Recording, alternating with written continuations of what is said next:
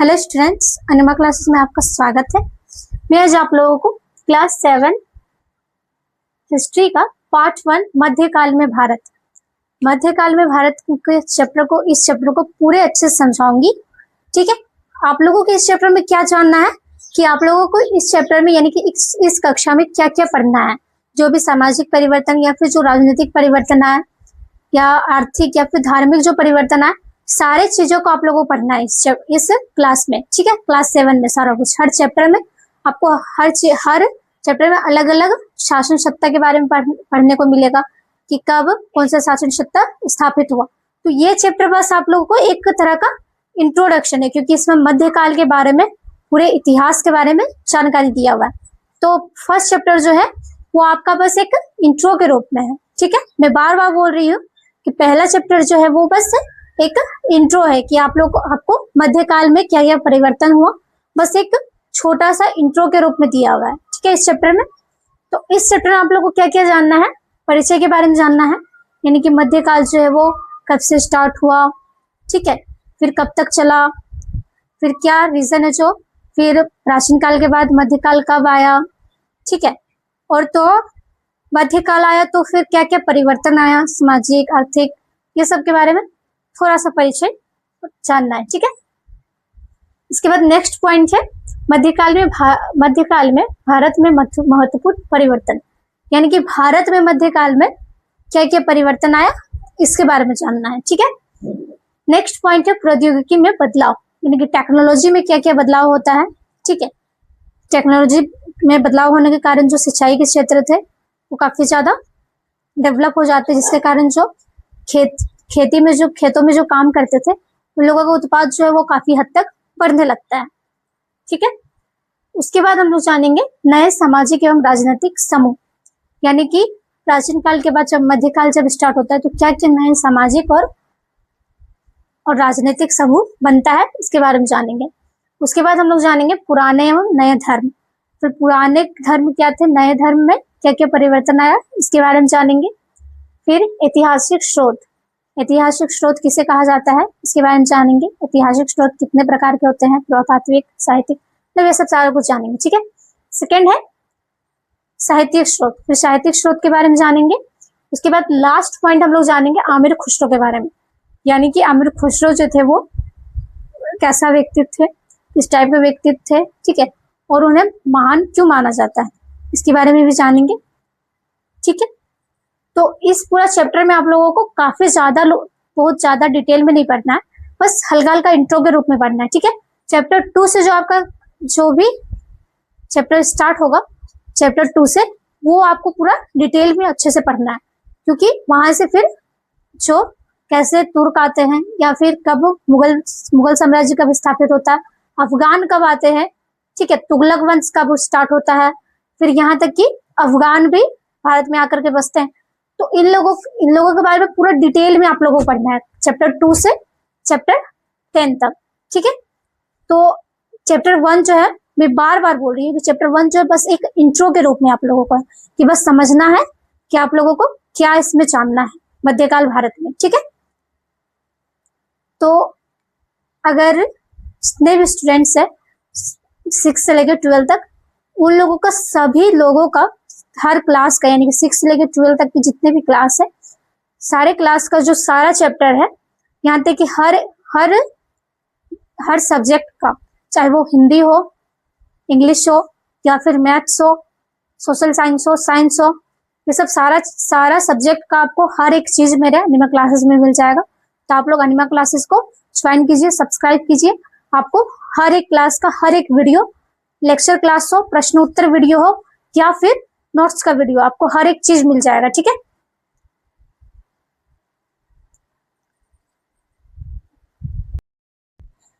तो सबसे पहले में हम लोग को पढ़ना है स्टूडेंट्स इतिहास के कालखंड, यानी इतिहास का कालखंड के मतलब है यहाँ पर कि इतिहास जो है वो कितने कालखंडों में बटा हुआ है। ठीक है, कालखंड यानी कितने काल में बटा हुआ है। ठीक है, इतिहास जो है, ठीक है, इतिहास को 3 वर्गों में बांटा गया है। पहला है प्राचीन काल, दूसरा है मध्यकाल और तीसरा है आधुनिक काल। मध्यकाल इतिहास लगभग 1000 वर्षों का है। यानी इतिहास को 3 वर्गों में बांटा गया है। पहला है आपका प्राचीन काल, दूसरा मध्यकाल, तीसरा है आपका आधुनिक काल। यानी पूरा इतिहास को, यानी कि पूरा जो हिस्ट्री है उसे 3 वर्गों में बांटा गया है।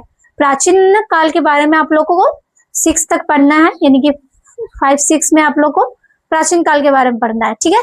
8 में भी थोड़ा बहुत पढ़ना है, 8, 9, 10 में भी थोड़ा बहुत पढ़ना है। उसके बाद सिर्फ 7 क्लास जो है आपका, 7 और 8 का कुछ कुछ चैप्टर्स, जिसमें आप लोगों को मध्यकाल इतिहास के बारे में पढ़ना है, ठीक है। मध्यकाल, हालांकि मध्यकाल इतिहास जो है वो काफी लंबा समय तक नहीं चला था, लगभग 1000 वर्ष तक ही चला था। और रहा बात आधुनिक काल का, ठीक है, तो आपको 10 में थोड़ा बहुत पढ़ने का रहेगा, और तो और 11 और 12 में पूरा अच्छे से पढ़ने का रहेगा, ठीक है, 11-12 में। तो इस चैप्टर में आप लोगों को, यानी कि क्लास 7 का जितना भी आप लोगों को चैप्टर्स है, सब में आपका मध्यकाल इतिहास के बारे में पढ़ा जाएगा, यानी कि मध्यकाल जो इतिहास है उसमें क्या क्या हुआ था, ठीक है। उसके बाद दूसरा में है कि मध्यकालीन भारत में परिवर्तन, यानी कि मध्यकाल जो है जब स्टार्ट हुआ तो उस टाइम पे भारत में क्या क्या परिवर्तन आए, ठीक है, प्राचीन काल के बाद। इस काल में सामाजिक, राजनीतिक और आर्थिक क्षेत्र में काफी परिवर्तन हुए। इन परिवर्तनों को समझना इतिहास के विकास को जानना आवश्यक है।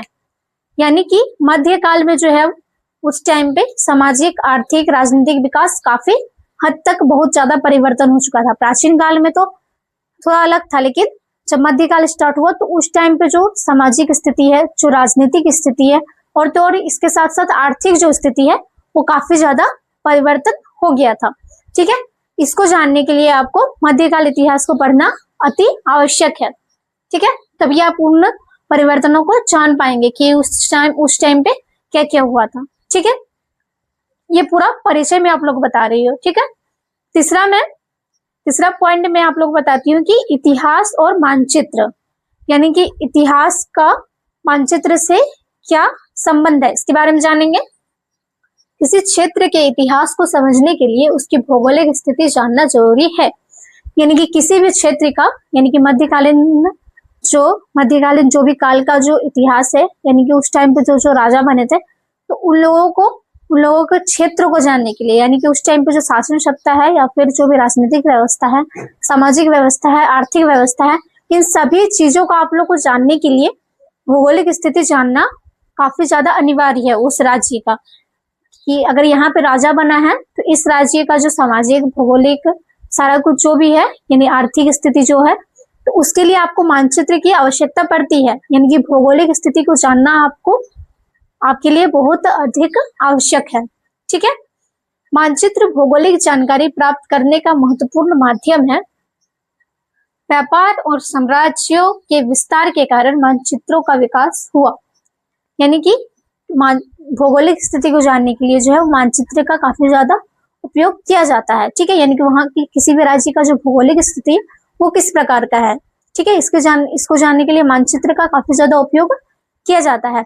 और तो और जो उस टाइम पे जैसे जैसे राज्य जो विस्तार होते चला गया, यानी कि किसी भी कोई राजा अगर युद्ध करता है, ठीक है, युद्ध करने के टाइम जब वो जीत जाता है किसी भी राज्य को, तो उसका राज्य क्या होता है, विस्तार हो जाता है। तो किसी भी जब राज्य विस्तार होने लगा तो उसका विस्तार जो है वो कहाँ तक फैला, इसको जानने के लिए मानचित्र की काफी ज्यादा आवश्यकता पड़ती है, ठीक है।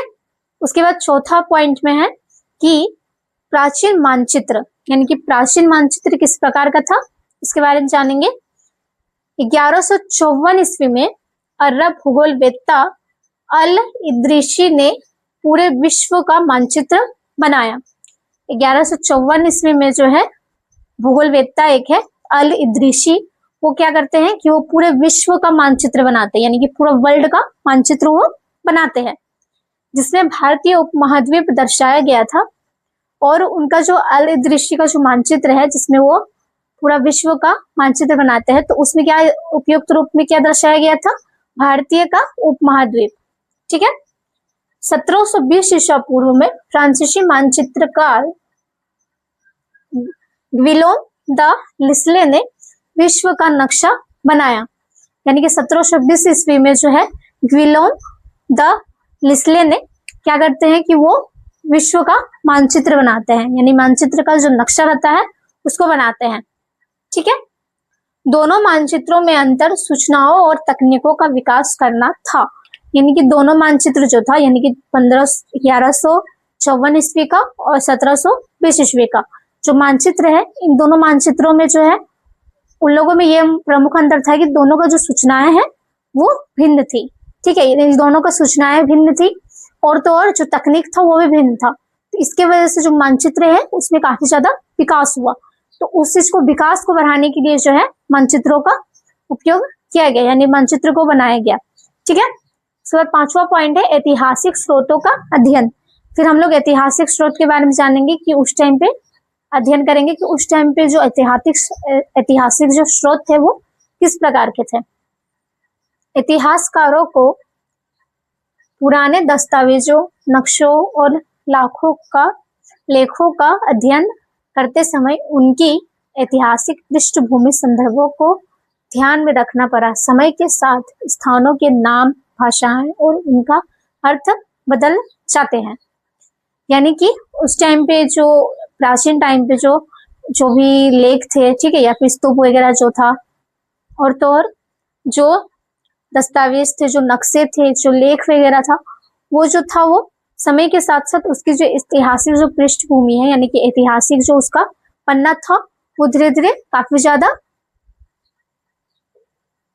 ध्यान में रखा जाने लगा। ठीक है, फिर समय के साथ साथ क्या हुआ कि उसका नाम भी और भाषाएं में काफी ज्यादा परिवर्तन आया, यानी कि जैसे आप उस टाइम का जो भाषा होता था, अभी आधुनिक काल का भाषा में काफी ज्यादा आपको अंतर मिलेगा। ठीक है, उस टाइम का जो भाषा होता था और उस टाइम का रहन सहन, खान पान वगैरह, ठीक है, ये सब सारा कुछ तभी से अभी काफी ज्यादा चेंज है, यानी कि प्राचीन काल, मध्य काल से जो आधुनिक काल में है, वो उन दोनों से काफी ज्यादा आधुनिक काल जो है वो काफी ज्यादा आपको परिवर्तन देखने को मिलेगा, चाहे वो खान पान के लिए हो या फिर खान पान के लिए, रहन सहन के लिए, कपड़ों के लिए, ठीक है, पहनने जोड़ने के लिए, फिर यहाँ तक कि भाषा का भी काफी ज्यादा परिवर्तन आपको देखने को मिलेगा। ठीक है, छठा है कि भाषा और अर्थ में परिवर्तन, यानी कि आपको भाषा में और उसके साथ साथ उसका जो अर्थ है उसमें काफी ज्यादा परिवर्तन देखने को मिलेगा। मध्यकालीन फारसी और आधुनिक फारसी में काफी अंतर है। जैसे कि मध्यकालीन जो फारसी था, यानी कि उस टाइम पे जो फारसी बोला जाता था और अभी जो फारसी बोला जाता है उसमें काफी ज्यादा अंतर है। वो भाषा के साथ साथ उसके वाक्य, उसके शब्द, यहाँ तक कि उसका अर्थ भी काफी ज्यादा अलग है। ठीक है, 7वां में हम लोग जानेंगे हिंदुस्तान शब्द का अर्थ, यानी कि 13वीं शताब्दी में मिन्हाज ए सिराज ने हिंदुस्तान शब्द का प्रयोग केवल पंजाब, हरियाणा और गंगा यमुना क्षेत्रों के लिए किया। यानी कि हिंदुस्तान शब्द का जो अर्थ है उस टाइम पे मध्यकालीन टाइम पे, यानी कि मध्यकाल में उस टाइम पे काफी ज्यादा अलग अलग था। यानी कि अभी तो पूरे भारत को ही हिंदुस्तान कहा जाता है, लेकिन उस टाइम पे जो था वो मध्यकाल में वो अलग अलग जगह को मतलब हिंदुस्तान कहा जाता था। तो सबसे पहले जो थे 13वीं शताब्दी जो मिन्हाज ए हिंद जो थे, मिन्हाज ए सिराज जो थे, वो हिंदुस्तान जो है वो पंजाब, ठीक है, पंजाब, केरल, हरियाणा और गंगा यमुना के क्षेत्र को वो हिंदुस्तान कहते थे। यानी कि जो पंजाब होते थे, हरियाणा होते थे और गंगा यमुना किनारे जो क्षेत्र बसा हुआ होता था, मिन्हाज ए सिराज जो थे वो उन लोगों को हिंदुस्तान कहते थे, यानी कि पूरा उन लोगों को हिंदुस्तान कहते थे। ठीक है, 14वीं शताब्दी में अमीर खुसरो ने भारत की भौगोलिक और सांस्कृतिक पहचान के लिए हिंदू शब्द का प्रयोग किया। यानी कि 14वीं शताब्दी में जो है वो अमीर खुसरो ने भारत की संस्कृति और जो राजनीतिक वगैरह जो था उन सब को, उन भौगोलिक और सांस्कृतिक पहचान के लिए हिंदू शब्द का वो प्रयोग करते हैं। यानी कि जो अमीर खुसरो जो है वो भारत की संस्कृति और भौगोलिक स्थिति को वो हिंदू शब्द का प्रयोग करके वो हिंदुस्तान कहते थे। ठीक है, 16वीं शताब्दी में बाबर ने हिंदुस्तान शब्द का प्रयोग भारत की भौगोलिक विशेषताओं, पशु पक्षियों और लोगों के जीवन का वर्णन के लिए किया। 16वीं शताब्दी में फिर क्या होता है कि जो बाबर है वो भारत की भौगोलिक और तो और जो पशु पक्षी होते थे, ठीक है, और लोगों के जीवन का वर्णन करने के लिए वो हिंदू शब्द का प्रयोग करते हैं। उस समय हिंदुस्तान शब्द का वर्तमान राष्ट्रीय या राजनीतिक अर्थ नहीं था। यानी कि मध्यकाल के टाइम पे जो हिंदुस्तान शब्द का जो अर्थ होता था उस टाइम पे वो जैसे बाबर जो थे वो गंगा यमुना मतलब बाबर जो थे वो भौगोलिक विशेषताओं, फिर पशु पक्षी जीवन जीने का जो चर्या जो था भारतवासी का, उन सभी को देख करके वो हिंदुस्तान नाम दिए थे, ठीक है, यानी कि हिंदू मानते थे, हिंदू नाम का वो प्रयोग करते थे। 13वीं शताब्दी में क्या होता था कि मिन्हाज ए सिराज जो होते थे वो पंजाब, हरियाणा और गंगा यमुना के जो बसे हुए क्षेत्र थे उन लोगों को वो हिंदुस्तान कहते थे, ठीक है।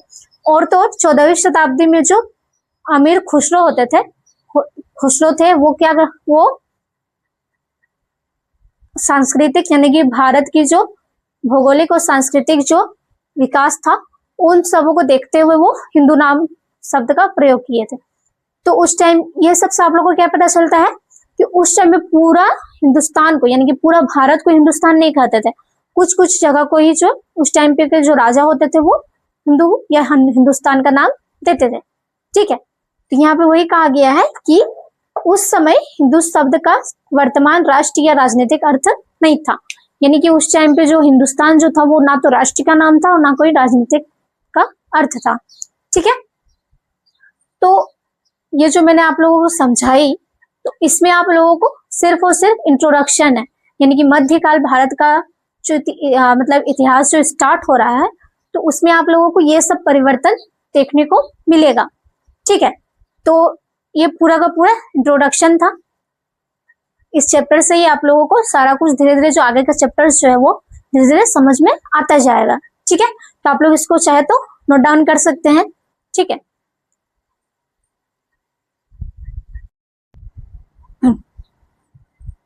नेक्स्ट पॉइंट हम लोग का स्टूडेंट्स मध्यकाल में भारत में परिवर्तन, यानी कि मध्यकाल में भारत में क्या क्या परिवर्तन हुआ है इसके बारे में हम लोग जानेंगे। मध्यकाल के लगभग 1000 वर्षों में राजनीतिक, आर्थिक, सामाजिक और धार्मिक क्षेत्रों में बड़े परिवर्तन हुए। यानी कि मैं आप लोगों को बताई थी कि जो मध्यकाल है वो टोटल 1000 वर्षों तक मध्यकाल जो है वो चलता है। तो प्राचीन काल से मध्यकाल जब स्टार्ट हुआ तो मध्यकाल में आने के कारण जो है वो काफी हद तक परिवर्तन हुआ, जैसे कि राजनीतिक परिवर्तन हुआ, आर्थिक परिवर्तन हुआ, सामाजिक परिवर्तन हुआ और तो और धार्मिक परिवर्तन भी हुआ, ठीक है। हर्षवर्धन की मृत्यु के बाद अनेक क्षेत्रीय राजाओं का उदय हुआ। बड़े क्षेत्रों पर अधिकार के लिए विभिन्न राजाओं के बीच लगातार युद्ध होते रहे। यानी कि हर्षवर्धन की मृत्यु हो जाता है, ठीक है। मृत्यु के बाद क्या होता है कि क्षेत्रीय राजाओं का उदय होना स्टार्ट हो जाता है।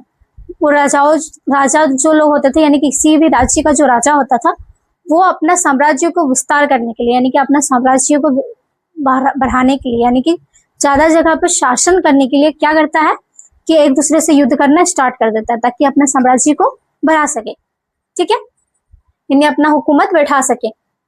भाषाई और सांस्कृतिक भिन्नताओं के कारण भारतीय राज्य बाहरी आक्रमणों के विरुद्ध एकजुट नहीं हो सके। यानी कि उस टाइम पे जो था मध्यकाल में भाषाई और सांस्कृतिक भिन्नता काफी ज्यादा थी, यानी कि जो लोगों की जो भाषा होती थी वो हर जगह एक जैसी नहीं होती थी, हर जगह का अलग अलग भाषा था, यानी कि हर जगह भाषा भिन्नता थी।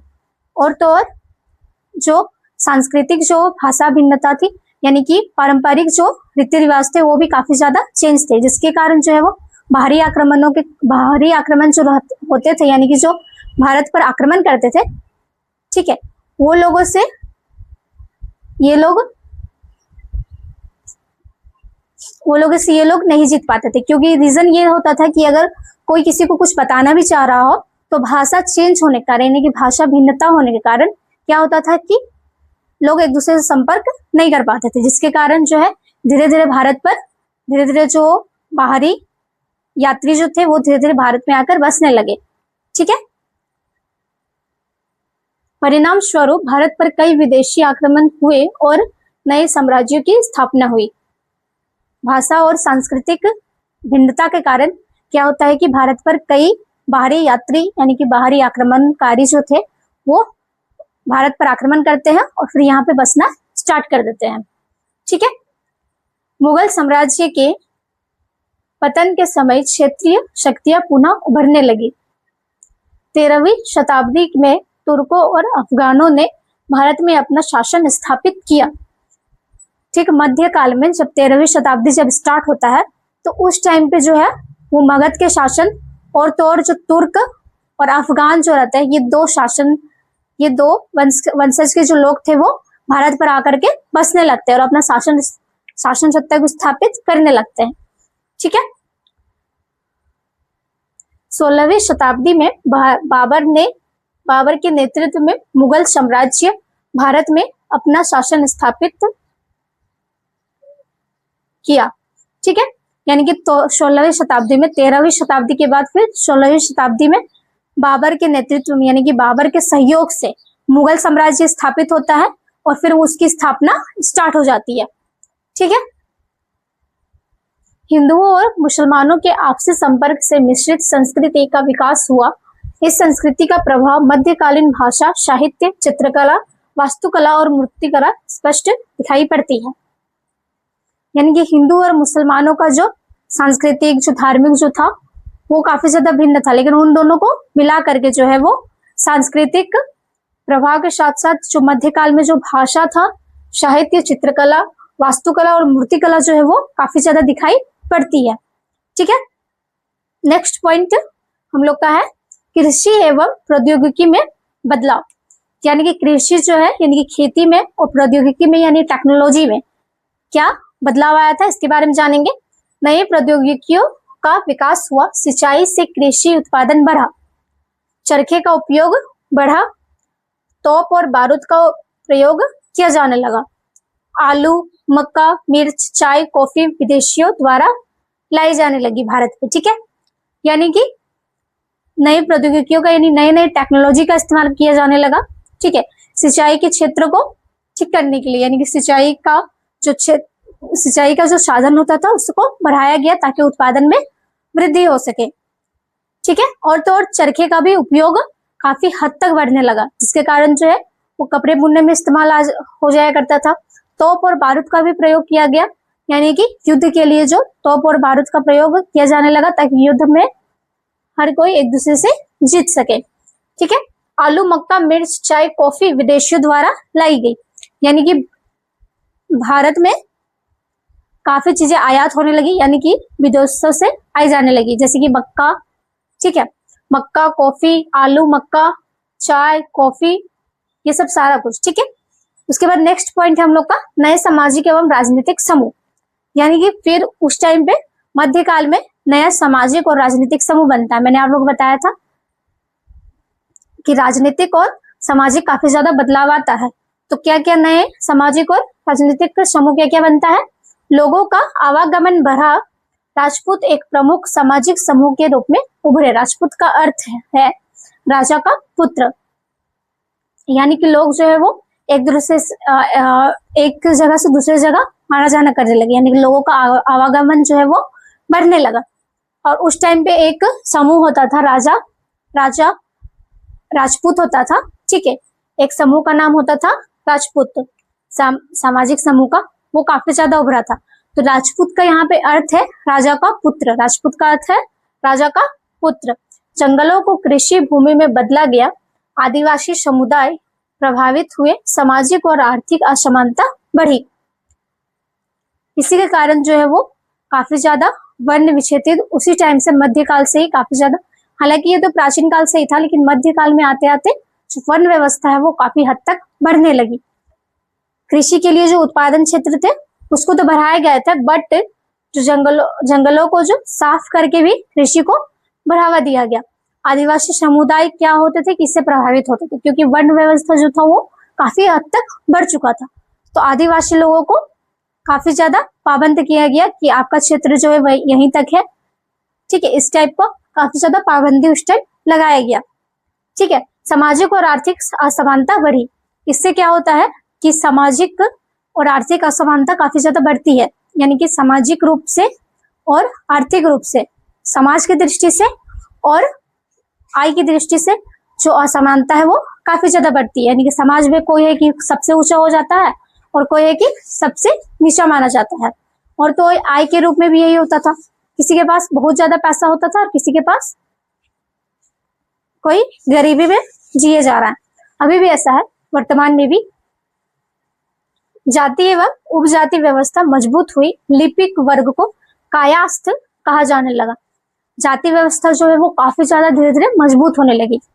ठीक है, लिपिक वर्ग का एक जाति होता था जिसे कायास्थ कहा जाने लगा। कायास्थ का मतलब यहाँ पे है कि उसे बस कार्य करने के लिए रखा गया, सेवा के लिए। ठीक है, जो बड़े बड़े जो जाति के लोग होते थे, जैसे क्या बोलते हैं, राजपूत हो गया, फिर पंडित लोग जो हो गए, उन लोगों की सेवा का काम करते थे वो। पुराने एवं नए धर्म। फिर हम लोग पुराने और नए धर्म के बारे में जानेंगे कि पहले का धर्म कैसा था और नया धर्म क्या क्या बना। मध्यकाल में धार्मिक परिवर्तन हुए। सनातन धर्म की प्रमुख धाराएं शैव, शाक्त और वैष्णव था। मध्यकाल में काफी ज्यादा धार्मिक परिवर्तन होता है और उस टाइम पे तीन संस्थाएं थी, तीन प्रमुख धाराएं थी। शैव था पहला, दूसरा था आपका शाक्त और तीसरा था वैष्णव। भगवत गीता हिंदू धर्म का प्रमुख ग्रंथ है। पैगंबर मोहम्मद इस्लाम के प्रवर्तक थे। भगवत गीता जो था वो धर्म का, हिंदू धर्म का जो वो प्रमुख ग्रंथ माना जाता है। ठीक है, और तो पैगंबर मोहम्मद इस्लाम के प्रवर्तक थे, यानी कि पैगंबर जो होता था एक इस्लाम धर्म का एक है पैगंबर, जिसे मोहम्मद इस्लाम का प्रवर्तक माना जाता है। कुरान इस्लाम धर्म का पवित्र ग्रंथ है। प्रथम खलीफा अबू बकर। भारत में इस्लाम के संप्रदाय दो था, सुन्नी और शिया। यानी कि कुरान जो होता है, यानी कि कुरान जो है वो इस्लाम धर्म का सबसे पवित्र ग्रंथ के रूप में माना जाता है। और तो और उस टाइम पे जो इस्लाम धर्म का जो संप्रदाय होता था वो दो होता था, सुन्नी और शिया। सुन्नी और शिया, ठीक है। और उसका एक खलीफा भी माना जाता था, यानी कि खलीफा जो होता था वो राजा के रूप में होता था। तो प्रथम खलीफा जो था वो अबू बकर था। ठीक है, इस्लाम धर्म के बारे में बताइए आप लोगों को। इसके बाद नेक्स्ट पॉइंट है हम लोग का ऐतिहासिक स्रोत, यानी कि ऐतिहासिक स्रोत के बारे में जानेंगे। इतिहास के दो स्रोत, पुरातात्विक और साहित्यिक स्रोत। पुरातात्विक स्रोत में आपका सिक्का, मंदिर, मस्जिद, मकबरे, ये सब सारा कुछ आता है। इतिहास का दो प्रमुख स्रोत थे, ऐतिहासिक स्रोत में दो प्रमुख स्रोत थे, पुरातात्विक और साहित्यिक। पुरातात्विक में आपका क्या क्या आता है, सिक्के आते हैं, मंदिर आते हैं, मस्जिद और मकबरे। भवनों से कला और वास्तुकला की जानकारी मिलती है। सिक्कों से आर्थिक स्थिति और शासकों की जानकारी मिलती है। सिक्के सोना, चांदी और कांसे के होते थे। यानी कि उस टाइम के जो भवन बनाए जाते थे मध्यकाल में, उस टाइम अगर उसको आप लोग देखिएगा तो उससे पता चलता है कि उस टाइम के जो लोग थे वो काफी ज्यादा कलाकारी थे और वास्तुकला में काफी ज्यादा वो निपुण थे। ठीक है, और तो और जब उस टाइम पे सिक्का का इस्तेमाल किया जाता था तो सिक्का ज्यादातर होता था कि चांदी, सोने या फिर तांबे के सिक्के होते थे। और उसमें क्या होता था कि राजा को कोई चिन्ह दिया जाता था, या तो राजा को कोई नाम दिया जाता था या फिर राजा का फोटो वगैरह चिपकाया जाता था। इससे क्या होता था, इससे ये पता चलता था कि वो जो सिक्का है वो किस राज्य का है, किस राजा का है। ठीक है, यानी कि एक राजकीय प्रतीक के रूप में सिक्का का इस्तेमाल किया जाता था। ठीक है, हर राज्य का अलग अलग सिक्का होता था। नेक्स्ट पॉइंट हम लोग का साहित्यिक स्रोत।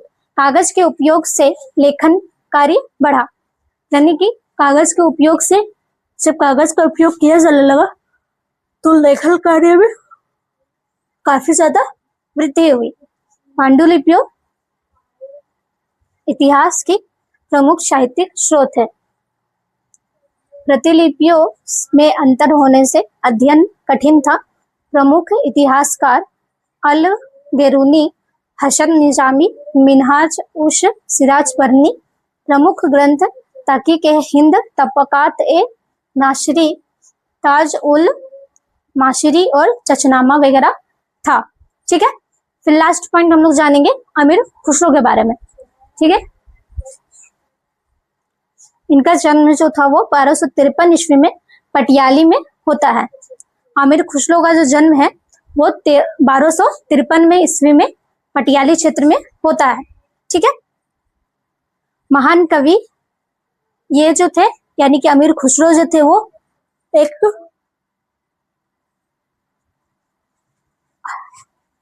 एक महान कवि भी थे, विद्वान भी थे और इसके साथ साथ साहित्यकार भी थे। 8 सुल्तानों का शासन देखा। अमीर खुसरो जो है उस टाइम पर 8 सुल्तानों के शासन सत्ता में वो रहते थे। हिंदवी और फारसी में लेखन किया। अमीर खुसरो ही एकमात्र वैसा व्यक्ति था जो हिंदवी और फारसी में वो फारसी भाषा को वो जानता था और जानता तो था ही, उसके साथ वो लेखन कार्य भी करता था। निजामुद्दीन औलिया के शिष्य थे। खड़ी बोली के विकास में योगदान।